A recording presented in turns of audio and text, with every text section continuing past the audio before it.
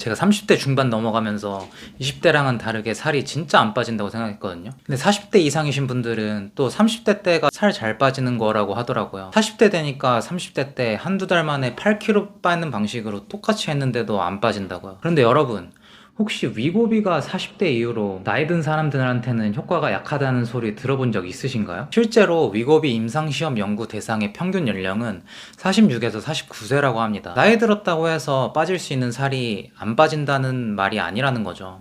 위고비의 원리는 포만감 호르몬을 활성화해서 식욕을 줄여주는 건데요. 나이 상관없이 적게 먹으니까 빠진다는 겁니다. 물론 젊을 때는 그 텀이 더 짧아서 빠르게 빠지니까 잘 빠진다고 느낄 수 있겠죠. 저도 그랬고요. 근데 나이 들수록 그렇게 빼면 오히려 더 찝니다. 저도 30대 중반 되면서 겪은 거거든요.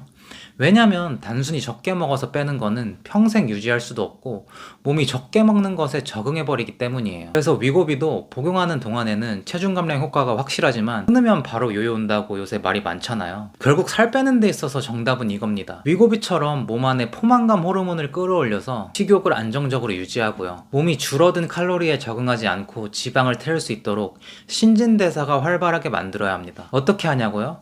이번 영상에서 제가 3단계로 구체적인 실행 방법을 알려드릴게요. 1단계는 가장 최우선으로 일단 식욕부터 잡아야 합니다. 식욕 조절은 모든 다이어트의 기본입니다. 위고비의 원리도 식욕을 획기적으로 줄이는 거잖아요. 그래서 사실 식욕만 가지고도 설명할 게 정말 많은데요. 여기서는 간략하게만 말씀드릴게요. 식욕을 잡기 위해서는 무조건 3가지를 지켜줘야 하는데요. 첫 번째로는 식사 전 올리브오일을 30ml 정도 소주잔 반잔을 먹어서 허기짐을 최소화하는 거예요. 올리브오일을 식사 전 먹으면 위고비와 비슷한 작용을 합니다. 위에서 음식의 배출 속도를 조절해주고 식욕을 감소시키는데 도움을 주는 겁니다. 이는 GLP-1 호르몬이 활성화되면서 배고픔을 느끼는 신호를 억제하고 포만감을 오래 유지할 수 있게 만들어주죠. 이와 같은 원리는 위고비가 식욕 억제를 도와주는 방식과 유사합니다. 분명 이렇게 물어보시는 분들이 있을 거예요. 올리브오일 먹어도 아무 효과 없던데요? 초기에는 이렇게 해도 식욕이 잘 안 잡힐 수 있습니다. 그럼 식사 전에 생야채나 샐러드를 먹어서 최소한의 포만감을 채워주세요. 배고플 때 최소한의 허기짐을 채워주면 과식을 방지할 수 있습니다.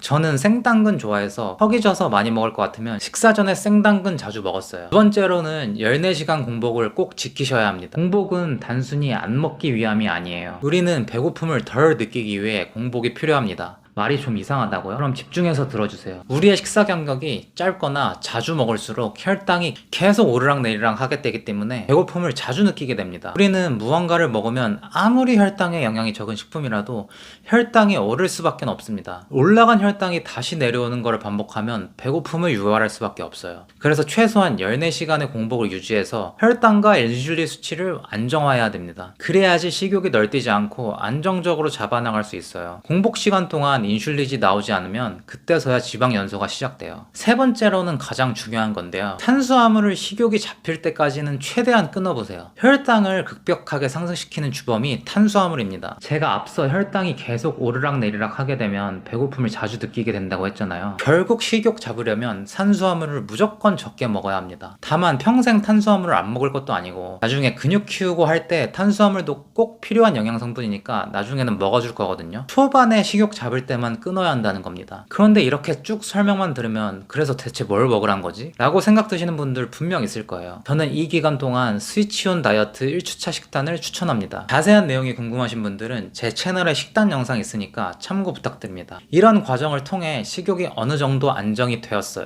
그럼 이제 뭘 해야 될까요? 두 번째 단계는 저탄수화물 식단으로 식사량을 늘려주는 거예요. 1단계를 거치면서 대사량이 많이 떨어져 있을 건데요. 여기서 많은 사람들이 잘못 생각해서 살 안 빠지는 체질로 변해버립니다. 살도 쭉쭉 빠지고 식욕도 잡혔겠다. 여기서 더 빼겠답시고 계속 적게 드시는 분들 많거든요. 근데 그렇게 계속 드시면 몸이 적어진 대사량에 적응을 해버려서 적게 먹어도 빠지지 않는 몸이 되어버립니다. 그래서 탄수화물은 하루 반 공기 정도만 섭취하고 야채와 단백질을 충분히 섭취하면서 식사량을 늘려줘야 돼요. 여기서 야채와 단백질이 대사력을 끌어올리는데 핵심적인 역할을 합니다. 대사력이 활발하다는 말은 우리가 먹은 음식물이 에너지로 전환되는 게 활발하다는 건데요. 음식물을 에너지로 전환시키는데 우리 몸의 미토콘드리아가 핵심 역할을 합니다. 미토콘드리아의 원활한 임무 실행을 위해서는 야채와 단백질에 포함된 미네랄과 비타민이 반드시 필요합니다. 정제 탄수화물은 소화 과정에서 미네랄과 비타민을 오히려 배출하기 때문에 반드시 식단의 90%를 야채와 단백질로만 구성해줘야 돼요. 핵심은 탄수화물을 하루에 반 공기만 먹어줘야 되는 것입니다. 대신 추가적으로 좋은 지방을 섭취해줘야 됩니다.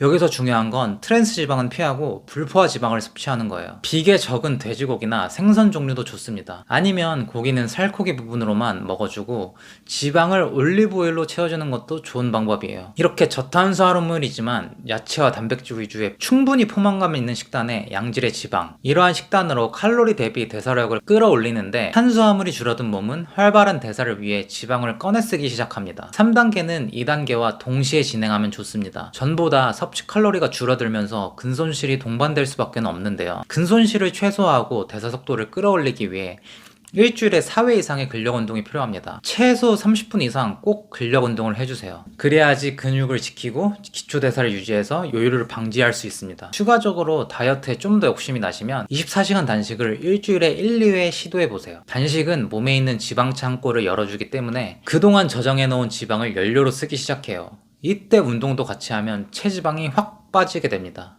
이 과정은 체중 감량을 더욱 과속화시킬 수 있어요. 사실 3가지 단계로 정리했지만 자세히 다루기에는 각 단계별로 내용이 너무 많거든요. 좀 더 자세한 내용이 궁금하신 분들은 제 채널의 다른 영상들도 꼭 참고 부탁드립니다. 제가 뭘 먹었는지, 살 빠지는 원리는 뭔지, 정체기에는 어떻게 했는지 개발 영상에서 자세히 다루고 있거든요. 제목 보고 끌리는 것들 보시면 되겠습니다.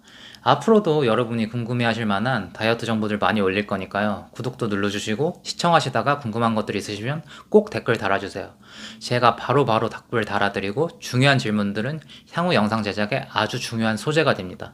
그럼 오늘도 시청해주셔서 감사합니다.